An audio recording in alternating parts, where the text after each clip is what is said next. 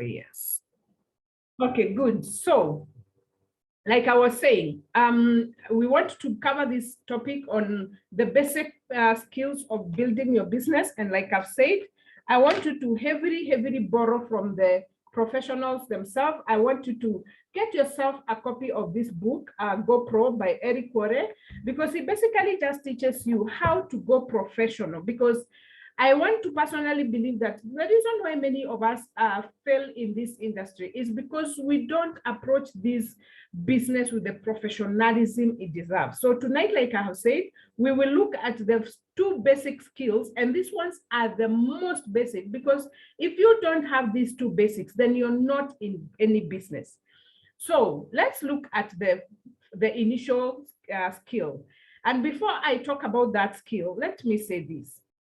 Al Nightingale says, our reward in life will always be in exact proportion to our contribution and our service. Okay, let me repeat that again.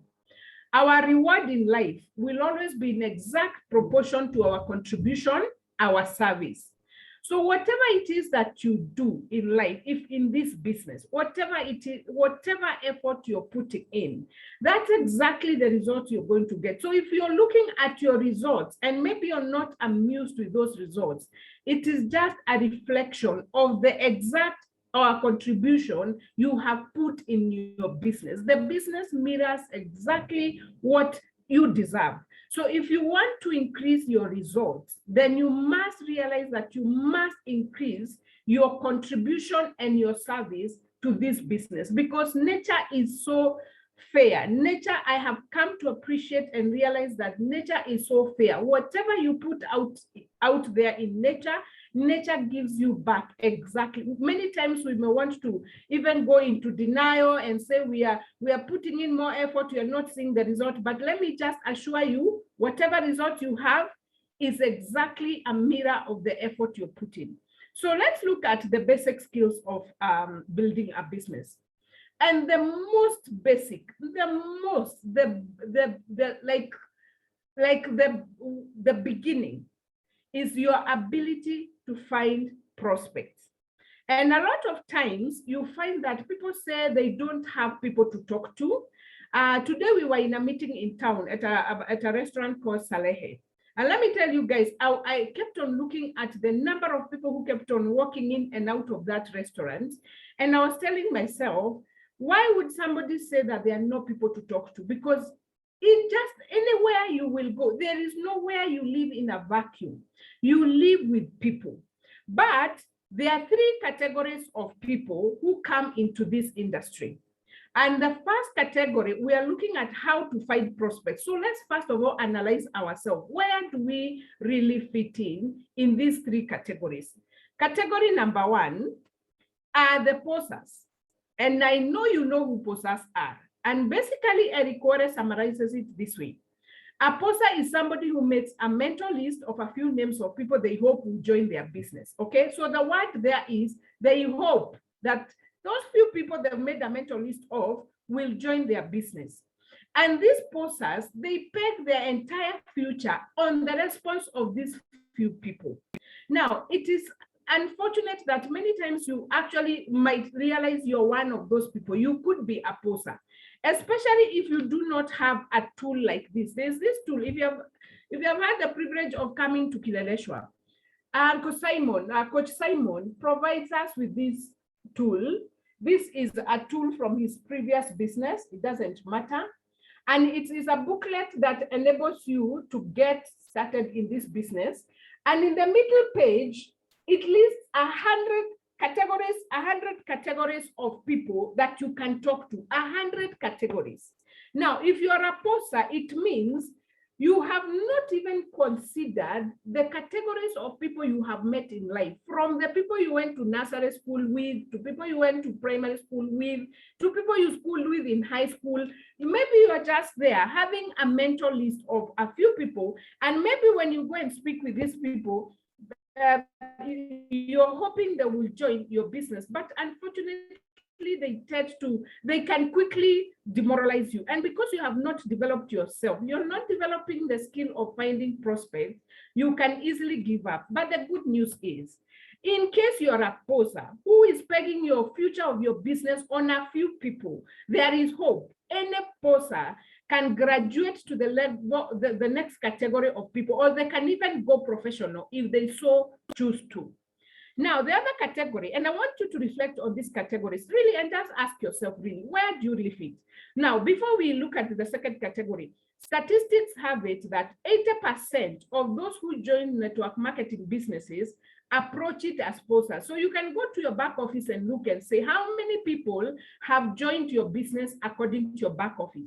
Take 80% of those. Imagine they are posers. They have had a mental list. They've been discouraged because the people they thought would join their business, they've not joined. So now you can start to imagine, what does that mean to your business? Okay. The only chance for posers to succeed is luck. Okay. However, the good news, like I've said, is if you're a poser, you're there, you're a poser, you can always upgrade your status when you become consciously aware of what it is that you're doing to yourself. Now, the second category are amateurs, okay? Now, amateurs, they go a step further and they make a written a written list of people they want to target in this business. So at least they have an idea that you write down the people that come into your mind, which is a major plus. Now, the main challenge with amateurs is this. They charge out there with a lot of excitement, but they don't pause to realize that the skill of finding prospect is a skill that needs to be developed. So they go out there so excited with their list of prospects, and they could even come up with a list of 100 people. But because they're not developing this skill, they think that just inviting people is just writing a list and then you go hitting at them. As they go now, they hunt people, they chase people, they try to get them into the business. And as the list grows smaller, because over time you realize, oh, now you had 100 people to prospect, now you are at 50, your list is growing smaller, and maybe your conversion rate is still very low. You're not seeing the results that you're looking for. You notice that their anxiety levels begin to rise higher and higher. And that is a red flag to their business. And let me tell you guys, that's why I said I want us to be practical. I can tell you a lot of people in this business are at the amateur level. They haven't realized that inviting people and finding prospects is something that you need to carefully process through your mind. It's a skill that you must develop. It's like a muscle. If you start going to the gym, you don't rush into those machines for building muscles. You don't go rush there because you're going to have burnout.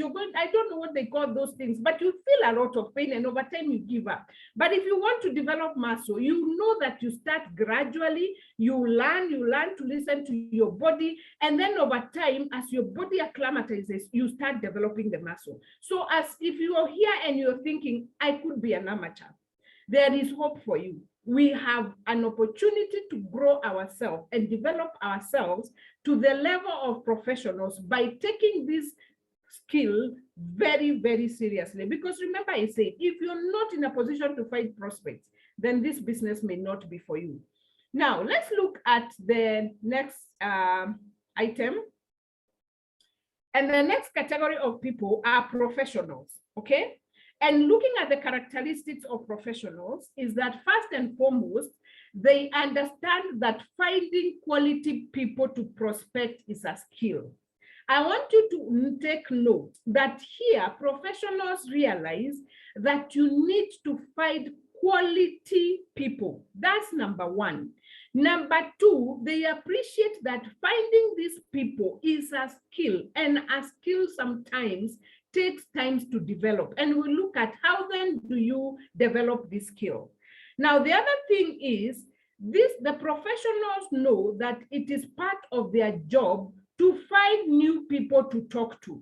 Now, most of the times you'll hear posers and amateurs, because they've exhausted their list, they now start saying there are no people. Yet when you go to the any streets, especially here in the city of Nairobi, you know how congested the streets are. I mean, people are everywhere. You go to restaurants, they are there. You go to banks, people are there. But these people, because they haven't realized that this is a very important skill, they close their eyes. They don't see people. It's amazing. They don't see people. But professionals realize it is their job to find people to talk to.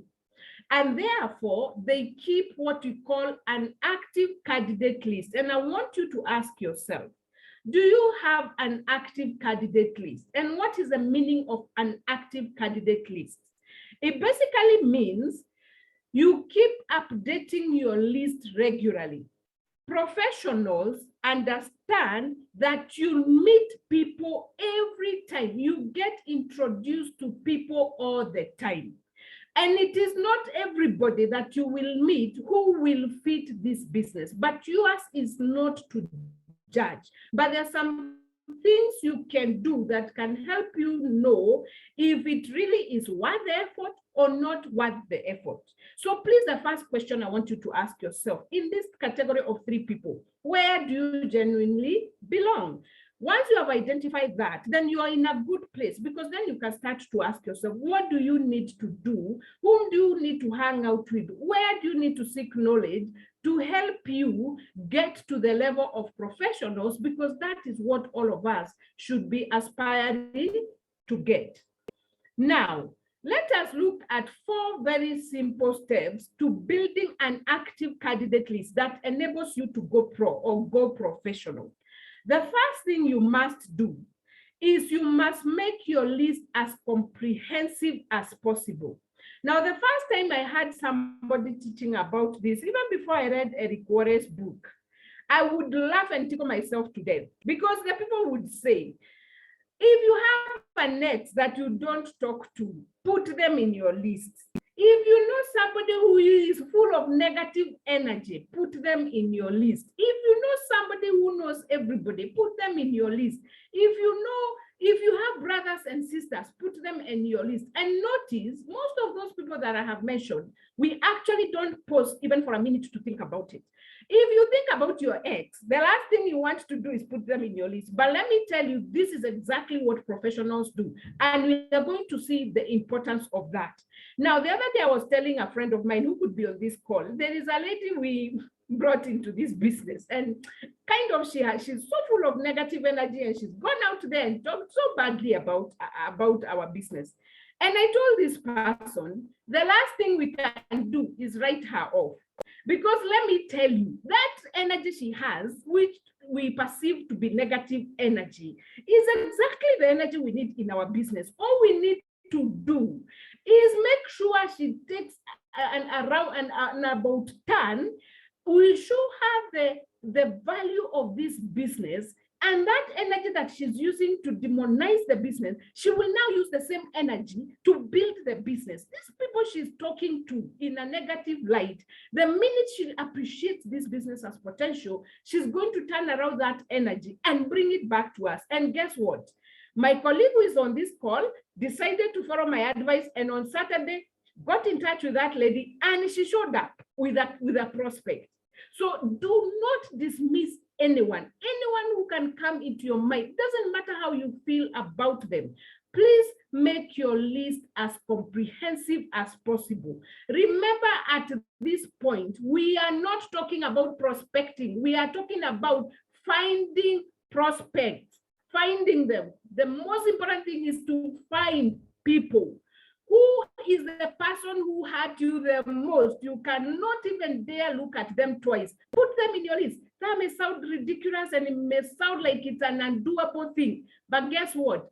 In the next step, you're going to realize why it is so important. So as you sit there, you could be thinking, I'm a poser. I exhausted everybody I knew, because you had a mental list. Or you could be an amateur. You're like, oh my God, I had a list of 100. I was super excited, but now I'm down. I'm down and dry. I don't have anybody, because you don't have an active list. Believe you me, all of us meet a new person every single day, unless you've locked yourself in the house. And even if you've locked yourself in the house, chances are you are online. You're either on Facebook, you're on Twitter, you're on Instagram, you're on all these channels, and you keep meeting new people.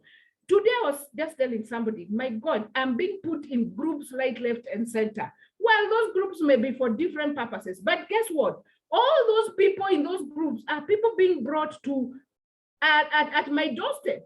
After the events that I'm being put for this group for are over, I am at liberty to reach out to those people. So you're being introduced to new people every single day of your life. The minute you realize that this is a skill, you will never say that you have nobody to talk to. Now, that is step number one. So we are saying include every person, anybody you can think of. Step number two, remember there's this concept that says we are only 6 contacts away from any person in the world. I don't know whether you believe in that concept, but I personally believe in it. You are only 6 people away from everybody else on this planet. That is referred to as the first degree of separation. Okay? That's your first degree of separation. Now, once you appreciate that, do you know what you're going to do with your list? Okay, may I request Mary Moshoki kindly? Your mic is on. Kindly mute it. Thank you. Sorry. No problem, Mary. I was saying, so we are only 6 people away from everybody in the world. That is your first degree of separation. Now let's go back to step number 1. We have written everybody who can cross our mind. Remember, at this point, we are just looking for prospects. Now, look at that list, which is your first degree of separation, and look at it and think about the people those people know. Anybody, your ex-boyfriend, whom do they know? Put them in your list.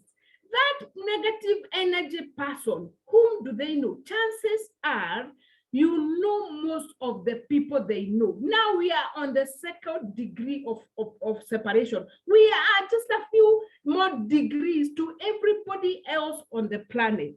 And the minute you learn to do this, you'll be shocked at how you keep building the list of your prospects so that you will never, ever fall behind, or you will never fall short of people to talk to. I hope you're starting to see the idea here. You write the people you know, then start asking, whom do these people know? Think about your brothers and sisters. You may say, okay, me, I'm not going to prospect them. Fair enough. Nobody has told you to prospect them. Put them in your list. Then start asking, who are my brother's best friend? Who is my brother's wife? Who are their sister? Who are my sister-in-law? Whom do they know? Before you know it, you have this active list. You get overwhelmed by the number of people that you know. Now, that is step number 2. Let's look at step number 3. Okay? Step number 3, then, now your work is to constantly expand your list. Then professionals, remember I have said, professionals have a target to add at least 2 people to their list per day, just 2. If you think about it, if you added 2 people in your list per day, it means in a week you have 14 people. In a year, you have over 6,000 people. Surely, if you had access to 6,000 people, honestly speaking, would it be so hard to close 1,000 people in a year? Would that be hard? If you master this skill, would that even be a question of whom do I talk to? You will be amazed and shocked at how much is at your disposal that you're not taking care of. And that is what we need to do to go pro in this business. So as you expand your list, now find creative ways to stay in touch with these people, okay? I love this guy called Harvey Marcus. He has written a book called Dig Your Well Before You're Thirsty. Now, some of us could be very thirsty. We are desperate for that coin, very desperate. Now, we have the opportunity to start digging our wells. Okay, in case you're not thirsty, I'm hoping you're not thirsty because we still have money to keep us going. But if you have a big dream, for example, to earn $1 million, don't wait until you hit your deadline and you're like, in May 2022, I had a target to earn $1 million. For you to earn $1 million, I did very quick maths today. I was seated here on my desk and I did very quick maths. And I said, God, I need $1 million in the next 1 year.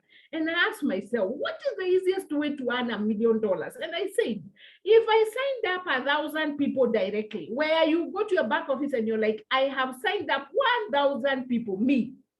And out of these 1,000 people, on average, you earn $1,000 only on average per person. Guess what? You have $1 million.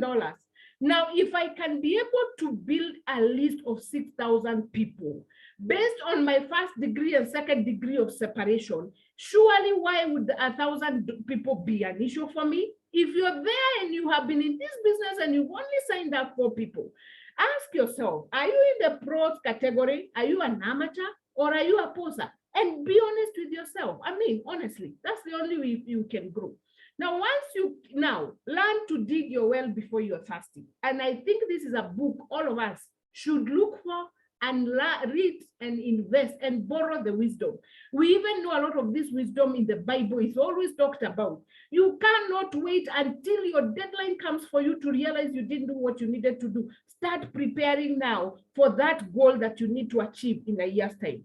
Now, pros develop a higher level of awareness.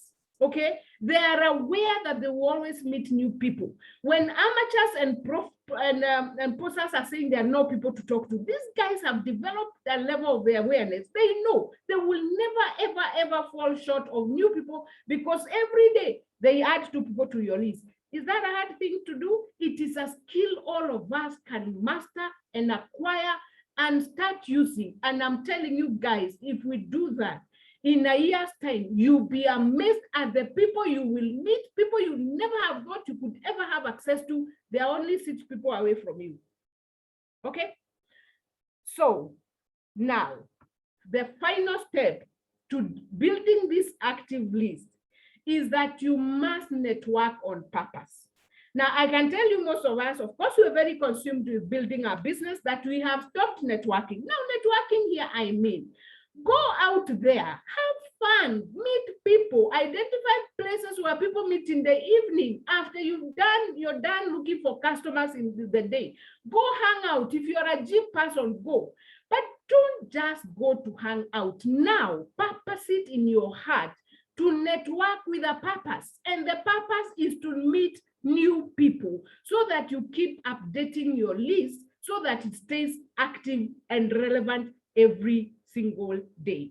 Now, which organization, for example, have you joined? For example, if I may ask, let me tell you guys, there's a client we are prospecting, a very good client. We believe one day they will join us. And the product they are selling in this space, my God, compared to what we are selling, has no comparison. But guess what? This weekend, they went to Dubai. In fact, I was being shown the photos today. And I'm like, oh my God, now this is networking on purpose. Because I'm telling you the impact that is going to have. And I'm not here to promote other people's product. But if I cannot learn from what other people are doing, then I'm no student. Now, for us, let's not just be consumed with going for business meetings and just selling facade. And let us go out there and purpose to network on purpose, meet new people, learn new ideas. Because when you learn new ideas, you can compare those ideas with your ideas and you can be able to see, where do I get these people to listen to me? If you're not being seen and being felt, really, which could be a reality for most of us, then you are going to exhaust your list very quickly. So let us do that on purpose. Those are the 4 basic steps of building an active list, because that is what professionals do. And that is what sustains people who are able to build these businesses for years and years, and they constantly build crazy income, $1 million income earners. This is exactly what they do. So we owe it to ourselves to also borrow from them. Now, having said that, okay, now, once you have now realized that you're never short of people, you have learned how to develop your list of prospects, You understand how to constantly improve your prospect. The second most important skill that you must develop is the skill of inviting prospects to understand your product or opportunity. And now, let me tell you, you can do an amazing job of developing your list and you get overwhelmed with your list. But if you don't know how to invite people, that list can just become a white elephant. And we don't want to do that because we want to become professionals. So the question then is, how then do you now start using this list and you invite these people? How do you know who to invite out of those people? Don't just, by the way, sometimes even what we do is that we develop a list and you realize the last time you spoke with this person is 5 years ago. That's why I'm saying, please work around developing a mechanism of keeping in touch. Because if today somebody who has not spoken to me in 5 years calls me, believe you me, my antenna will be up. I will be thinking they want to sell me something. So you don't want to do that. Start warming up those people. Don't just go and tell them, now I'm doing this business. Now let's look at inviting. How do you invite these people in a manner that they will be interested to come and look at your idea or the product or the opportunity that you're selling? Good. Now, this skill is referred to as the gateway skill of network marketing. And you must learn to properly invite people. If you mess up on this one, I'm telling you, a lot of your prospects will go to waste, and we don't want that. So let's look at how we do that. When you're inviting prospects, remember your primary objective is to expose your prospects to your idea or to educate them on what you have to offer. And you have to allow the prospects to decide for themselves whether it is something they want to do or not. And that is why you will notice in our daily Zoom presentations, we always end with a slide that says you are either an A, B, or a C. The worst mistake networkers do is they chase customers, they hunt customers, they become sharks. Now, you don't want to do that. So what you want to be to your prospect is to behave like a coach and a consultant. Nobody wants to feel being attacked. I mean, you don't want to invite me to your meeting. It's the first time, I have never had, and no sooner have you started finishing, and now you're telling me, oh, get money on M-Pesa. I know some of us do that, and some of us have succeeded that way. But I can tell you in the long run, they end up losing that relationship because you can put somebody under pressure to submit to what you want them to do. But then when they go home, they start thinking, wait a minute, that was an irrational decision I made. I wasn't given time to think through it. And maybe they'll come back and they tell you they want out and blah, blah, blah. And you know those things happen. So please realize your primary objective is to expose and educate your prospect. Number two is to act like a coach and a consultant. Please don't attack anybody. Learn to build relationships and then offer what I love what Eric says, offer common sense solutions to people's problems. Why are you inviting somebody to have a look at your idea? It's because you believe that idea is a solution to a particular problem that exists. Now, the first question you should even ask yourself before inviting a prospect is, what solution are you offering? And I remember one time our central bank governor asked, what solution do cryptocurrencies offer? Now, if you don't know what solution you're offering, then you have no business inviting the person because they'll come and ask you, okay, I've heard, what value are you bringing? You must educate yourself on the offering, on your offering, such that you're very clear. I mean, guys, we're in the money space, and we're in the money space where the world has gone. There is no option. People must go there, whether they like it or not. You must be very clear in your mind, okay? Please act like a coach and a consultant. Now, invite prospects to attend some sort of events. And these are the kind of things that you do when you're inviting. You could invite them on a one-on-one where if you're confident and you know how to do the presentation, you go one-on-one, do a one-on-one, do the presentation, expose your prospect to what it is that you want them to do, to see. Or you could do a 2-on-1. This is where you invite maybe like somebody you consider to be an expert. They accompany you so that you see this client and they help you do the presentation and do the exposure. Or you could do a 3-way phone call. Maybe somebody is in a far off city or in a far country, and you can do a Zoom or a 3-way phone call with an expert in the middle. And then you can also do small group presentations, like what we've basically been doing as we are building our teams. Like today, we had an amazing time in town, and we clustered ourselves in 2 groups. So we had some people being attended by some people, another set of people being attended by others, and we were able to harness our energies positively and impact each other and help each other. Or you can do an online webinar. Of course, I cannot overemphasize Zoom. And then you do large events. Okay, large events. We know we are planning for large events, and you know the importance of these large events, but you must at least engage your prospect in one of these events. And the most important thing about this, especially the live events, is because people need to see real people who are doing this business. They want to hear real testimonies. That is so powerful and so impactful. Okay. Now, the other thing you do, of course, like I was saying, these events create personal interactions, okay? So for example, let's say you prospect some clients who are abroad and you get them into your business.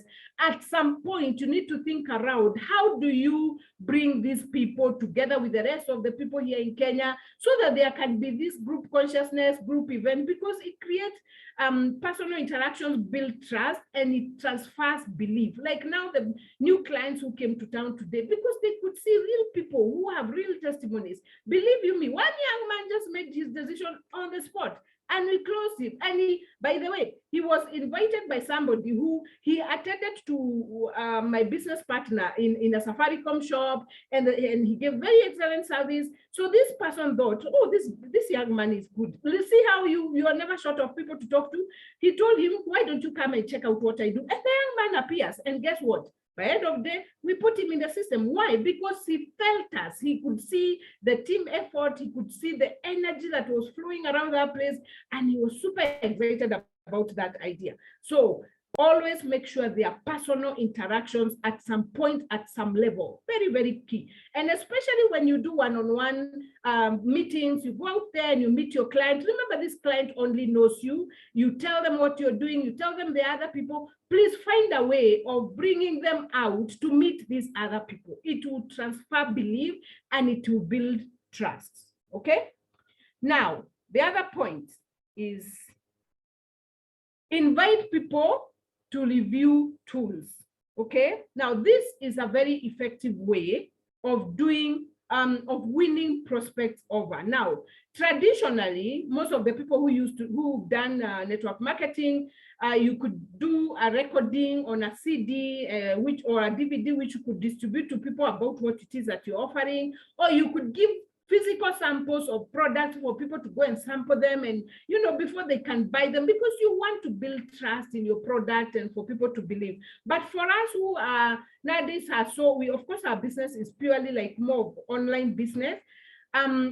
Invite people to review tools like our online presentations. Remember, JKK always makes sure every time a presentation is over, he always posts it in the group so that you can even use that. There are some people who may not even be able to attend the live presentation, but you can give them that presentation for them to go and listen, and they will get to understand the concept and they will get to understand what it is that you're doing. But remember, when you're inviting people at this point, again, let me point out, you're not presenting at this juncture. Avoid doing any form of presentation. You are just inviting people to come and have a look. And this one, let me tell you, is a very thin line, because a lot of times you find people have found a prospect and now they're making a phone call, and they want to now start talking about the business. And that is such a huge mistake. What you need to do is, you found a prospect. Now you want to invite them. You want them to come and have a look at what you're doing. So you remember, the goal is at this point is to educate people. May I request, if your somebody's Zoom is somebody, okay, kindly mute yourself. Thank you. Yeah, so I was saying at this point, oh God, okay. Can somebody please manage my background, please? All right, thank you. So, I just feel bad. Oh dear. Oh God. My apologies. Guys, may I politely request that you mute yourself? Kindly, Beatrice, your mic. Kindly manage your mic. Thank you. Anyway, so I was saying, remember the goal is education and understanding. That is how it will benefit their life. You need to show them how to benefit their life. So don't go ahead and start doing presentation at this point. So let's now, there's a formula that Eric Warren gives. And I think for me, this has hit me very hard. And I hope you can be able to look through this formula and seriously ask yourself if you have borrowed from this formula or if this formula is working for you. Remember, we are only looking at how to find prospects and how to invite them. We have not started presenting. But there is a formula for financial independence at this point. And the formula is this. For you to get financial independence in network marketing, it is your ability to get a large group of people to consistently do a few simple things over an extended period of time. Your ability to get a large group of people to consistently do a few things over an extended period of time. Can you imagine if you go to JKK's back office, for example, today, we checked out his back office, and I think on the BUSD product, which is what we are driving right now, we saw about 250 people or thereabout, or maybe slightly above that. Can you imagine if this 250, each one is developing an active list of prospects consistently? Can you imagine if each one of them is inviting these people to come and have a look at this idea? If all of us we are doing that, or a large group of us are doing that on a daily basis consistently, how would our Zoom meetings look like? How would our events for presentations look like? Because that will be the next level. But if for you to really say, if you're making any headways, just take a moment to think about that. How many people in your business are doing very simple things like updating their list consistently? How many? Over a period of time. We've been in this now for the last 3 months. In the last 3 months, how many are doing this consistently? If you haven't found that group yet, then you're not in business. And let's be honest with ourselves. Let's decide we are not in business and we need to be in business. How will we be able to organize a major event where we can have 1,000 people show up unless we are consistently developing our active list of prospects, quality prospects, that is, and unless we are consistently inviting people to our Zoom meetings, to our meetings, wherever we are, to come and have a look at this idea? How will we get there? I came across that and I thought to myself, oh God, I need help here. But I'm glad because I can now tell myself, gauge myself and see where exactly am I at. Anyway, let's continue looking at how to invite successfully. Now, there are some 4 basic rules of inviting, which please may take note of and make sure you follow these basic rules. As far as it concerns you, please make sure you follow them. The first rule is this: you must emotionally detach yourself from the outcome. Unfortunately, most of us, why amateurs quit instantly? Why not amateurs, posers, and amateurs, why they get so frustrated is because they're not able to emotionally detach themselves from the outcome of their invitation. Now, if you invite somebody and they tell you they're not interested, or they tell you they'll show up and they don't show up, you must realize it is not you they're saying no to, it's the business. And so you must detach that outcome. Even when they show up, detach the outcome emotionally, because this is a business decision. Now, once you invite them, remember your focus is to educate them so that they can understand And remember, we are not hunters and we are not sharks. You cannot hunt somebody.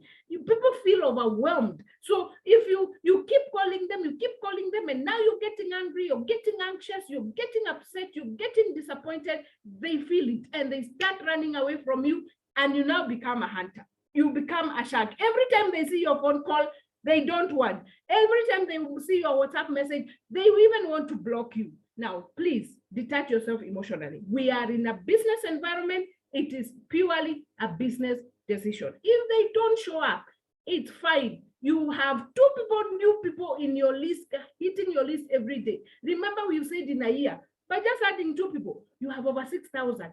Why are you catching? Because of somebody who didn't show up for your invitation? Please don't. Number 2, be yourself. Please, I can't overemphasize being yourself. Okay?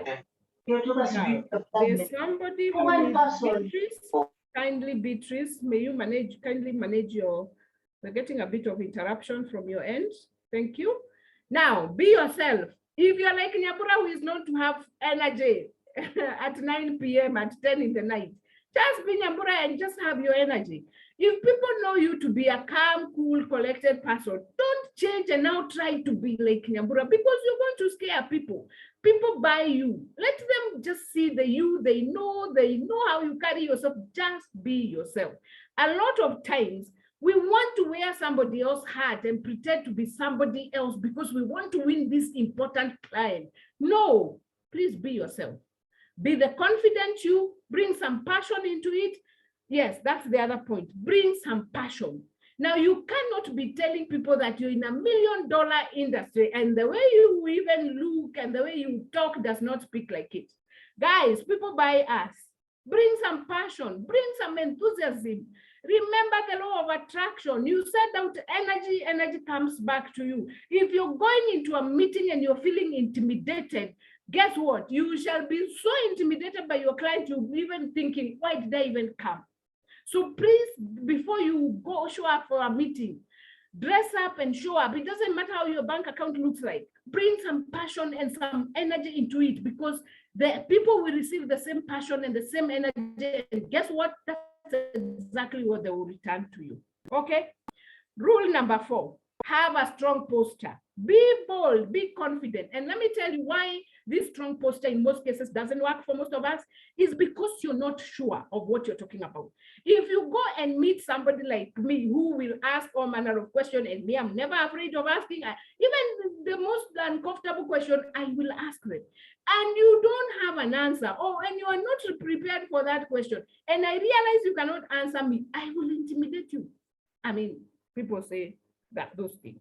Now, when you're clear in your mind, when you have understood your offering, when you understand the solution you're offering to people, when you understand the value your product is bringing to the people, then just go the bold you. Be bold, be confident. In fact, sometimes the people you think are going to intimidate you, they also think you're going to intimidate them. So you better be the one they will be thinking, oh my God, this one she's too knowledgeable, she's too smart. Let them have that kind of feeling, because they will buy you.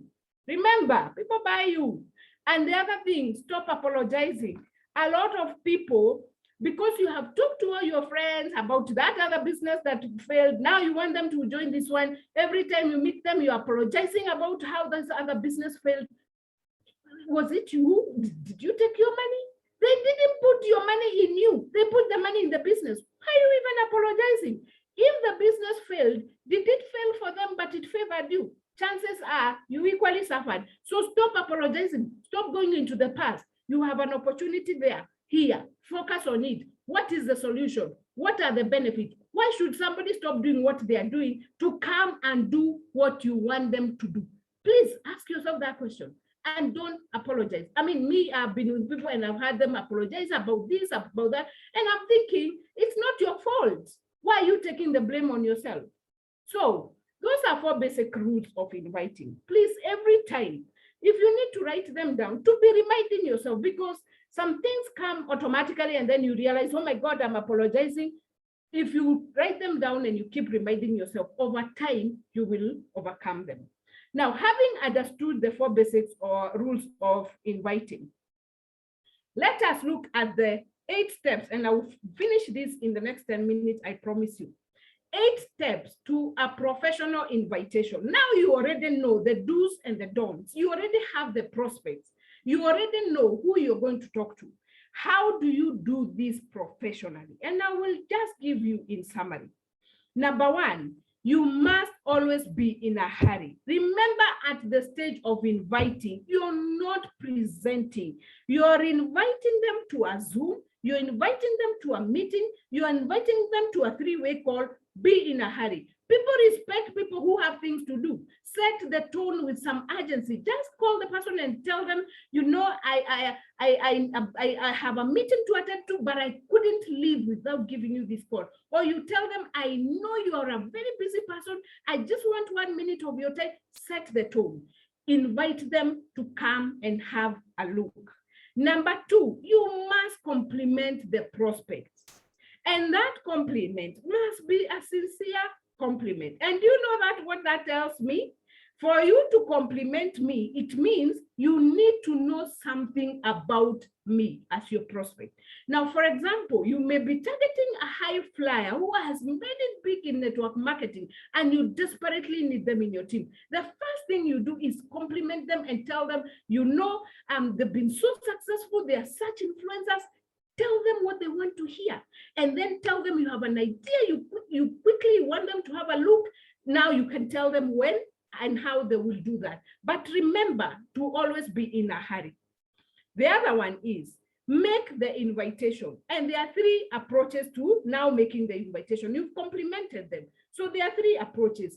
Depending on the client you're inviting, always profile your client. There's the direct approach. This is for people who know and respect you, or for people whom you know who are looking for an opportunity, okay? So you have, let's say you've not talked to me in 5 years. You can't pick your phone and tell me, Nyambura, you know, now I want you to come, there's this business I'm doing, please come, I'm inviting you to Zoom. For crying out loud, we've not talked about for 5 years. First of all, look for a way of warming up the relationship. But for the people that you know and they know you and they respect you, you can go directly and tell them you have this business proposal you've come across, you want them to have a look at it, and you quickly give them the invitation and you move on. If you know somebody is looking for an opportunity, maybe they lost their job or their business is going down, those ones you can do a direct approach. The other one, is, of course, is the indirect approach. Now, this is about asking the prospect for help, input, or guidance. Now, this one I have seen some people do, where I have literally invited somebody to come and have a look at our Zoom, and then they have invited somebody else to come and give them an opinion. Sometimes you have to play dumb. You've got to be that person. So you call your friend and you tell them, you know you're prospecting your friend, but you don't want them to know that you prospected them. So you tell them, I came across this business opportunity, and because you're my friend and I know you cannot misguide me and you cannot lead me astray, I want you to come and have a look at it so that you give me an opinion. Guess what? You're prospecting them, but they don't know you're prospecting them, because you're hoping when they come and hear this opportunity, they will also be sold out. So you have to play yourself down and play up the prospect. You must show them that they are very important in your life and their opinion matters a lot to them. Now, again, you have to know who you are using that approach on, because they can even kill the whole business idea. So you have to really profile your client. The other one is the super indirect approach. Now, for those who are in the corporate life, you understand the concept of headhunting. Headhunting is when an organization is looking for a specific skill and they don't even want to market it. They don't want to advertise it. They want somebody to pick somebody who has that specific skill so that they hunt them from that organization and they bring it here. We can borrow the same concept. And this is where you let your prospect know you're not targeting them. Let me tell you guys, you are targeting this person and you desperately need them. But you are going to post to them that it is not them you're looking for, but you know they know the person you are looking for. So you ask them to get for you that person. Guess what? If they go and look for that person, they most probably want to hear what was this opportunity about. And chances are they will realize, I don't even need this guy to be the one to be given this job. I am the one who qualifies for this job. So the same way people are headhunted in corporate life, let's do the same. So if you know a successful networker who is doing extremely well in wherever they are, but you believe your product is more superior, you can use this approach. Tell them you're looking for somebody with this skill and you know they know that person.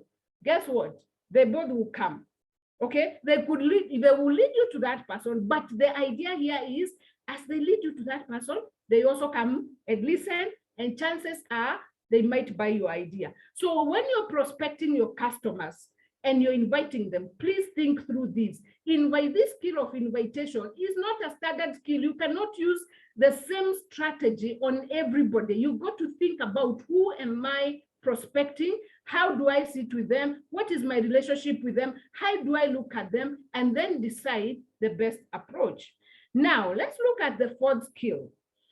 This fourth skill is where you ask maybe one of the most important, powerful questions you will ever ask to a prospect. And this question is, you ask them, if I did something, would you reciprocate or would you follow through or would you? So let me give you an example.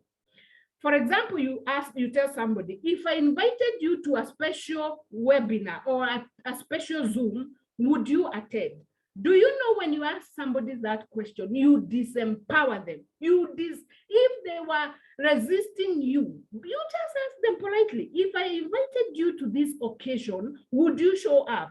Do you honestly think most people will say no? Absolutely not, because you have disempowered them. Now they are feeling like, oh my God, they owe you to attend because it is special and you are offering this special moment to them. So there are so many ways of asking that question, and what it does, it gives you control.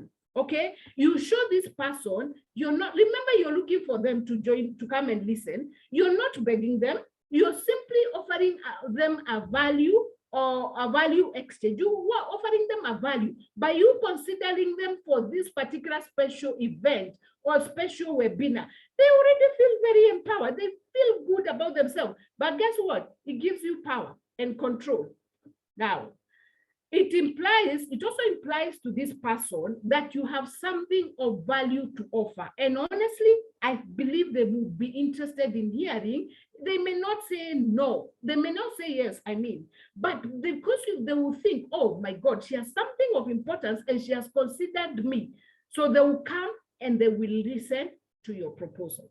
That is maybe one of the most powerful questions you can use, especially to people that you hold in higher regard than yourself. You know, there are those people we esteem higher than ourselves, and we are trying to figure out, how do I get this person to even listen to what I want to say? The other one, of course, once you have done that, now you have already invited the people. Depending on what approach you adopted, you have asked them this question, and they have confirmed, yes, yes, yes, yes, they will come, they will listen to what it is that you have to offer. The next thing, and this is where a lot of us drop the ball, you must get your confirmations. And there are three types of confirmation. First is get the time confirmation. After they have said yes to the above, they've said they will attend the Zoom. Ask what time, okay, or if it's an event, what time will work best? Please make sure you lock up the time. Many times we invite customers, but we leave the invitations hanging. There is no confirmation. Then you go and the customer tells you, oh, I'm not available at this hour, and you're already in the venue. You get so frustrated and they don't even show up because they never even confirmed, okay? So ask them, if you wanted them to listen to a recorded Zoom, for example, what time or when do you think they could do that? So that the next confirmation is based on their confirmation or their commitment that they will have watched your Zoom or they'll attend the Zoom, so that you're not keeping on calling in between and following on something they have not yet done. So the next thing is, as you're getting your time confirmation, don't suggest the time for them, especially if it's, well, for the normal Zooms we do, yes, you confirm this is a time, but sometimes the time may not work for them. So ask them, what is the best time? Remember, we customize Zoom. If you're prospecting a client in Britain, we have a 3-hour difference. You cannot demand that they attend our Zoom at the time we do it. Ask them, what is the best time for them? Let them be the one to make the commitment on the time. And once they make it, it becomes a real commitment because it's coming from them. It's not you imposing it on them. Now, remember, 90% of the people that you ask for this confirmation will give a time confirmation. There is a 10% that will be vague. They're neither here nor there. They don't really, they're not sure.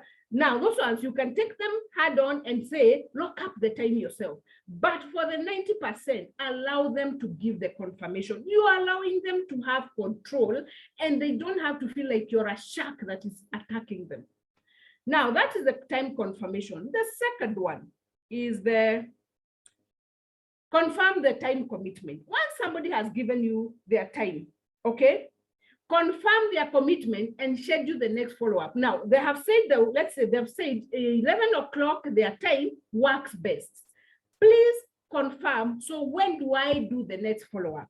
Of course, you cannot do the follow-up at 11 because that's when they will be maybe on the live Zoom, or they'll be watching the video, or they'll be doing whatever they've said they will do. But after that, when do you make the next follow-up? And that one, I can tell you, a lot of us don't know how to do. And this is what professionals do.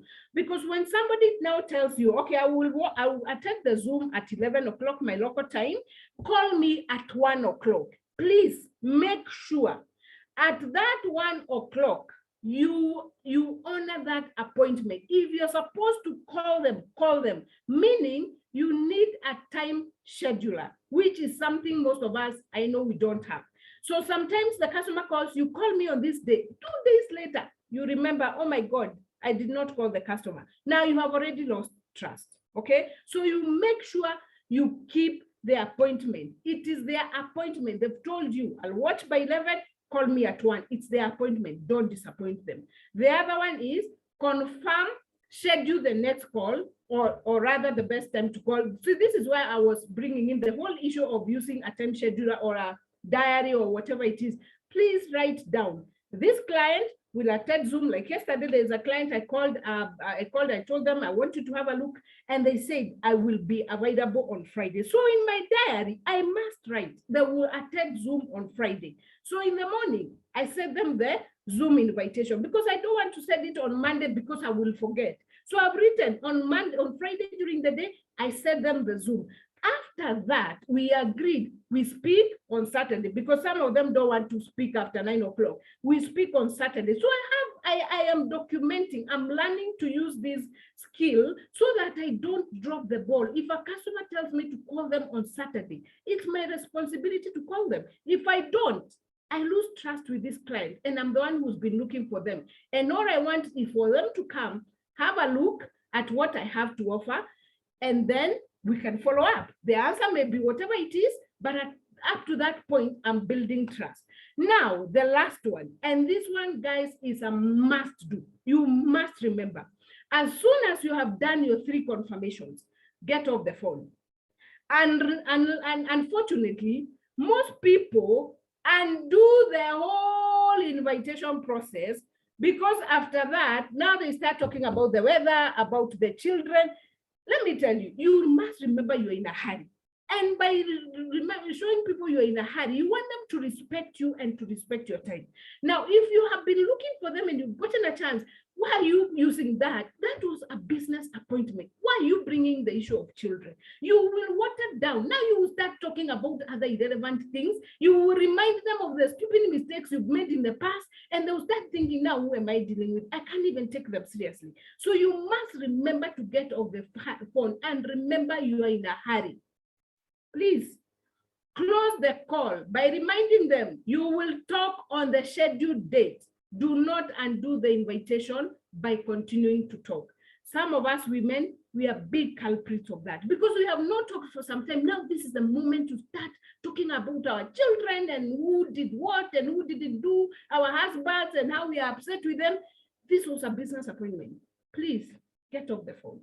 Do not, and when they start asking you questions about what is this about, please, your work was to invite. Stop talking about the business. You watered down everything and you might lose them and they fail to show up. And that is why many times you find even our Zooms, we are not putting people because we already gave them nuggets here and there and they decided I don't want to do that thing. And they hadn't looked at it. So they miss out on the opportunity. Now, let me tell you guys, as I was going through this, I was telling myself, if I train myself to go Eric Warren's way, there is absolutely no reason why I should not earn $1 million by next year, May, which will be exactly a year from the time this business was rolled out. I don't know about you, but these skills, if I don't develop them, I will fall so short and I'll have only me to blame. So I pray that I've added some value. I highly recommend you buy this book. It's not very expensive. I don't remember how much I bought it at. Let me see whether it has a price somewhere. I can't see the price, but this book is available. GoPro, please buy it. Eric has made some of the biggest millionaires in this industry. They are products of Eric Warren. There is no reason why we shouldn't be products of Eric Warren. And with that, their final statement, please stop presenting your business on the phone. Your work is to invite somebody to come have a look, stop presenting on the phone. The next skill, we will look at, okay, so we have invited. So what do we do with the prospect? With that, unless there's a question, that brings me to the end of my presentation. I'm so sorry I've taken longer than I had anticipated, but I'm so grateful to all of you who stayed with me. I do believe you've gotten value. In case you have any question or comment, kindly feel free to post it on the chat box. But otherwise, thank you so, so much. Do have a lovely evening. We'll see you tomorrow in Thika. And God bless you. It's been an amazing week this week. It's been amazing. So let's keep the fire burning. Thank you and God bless you.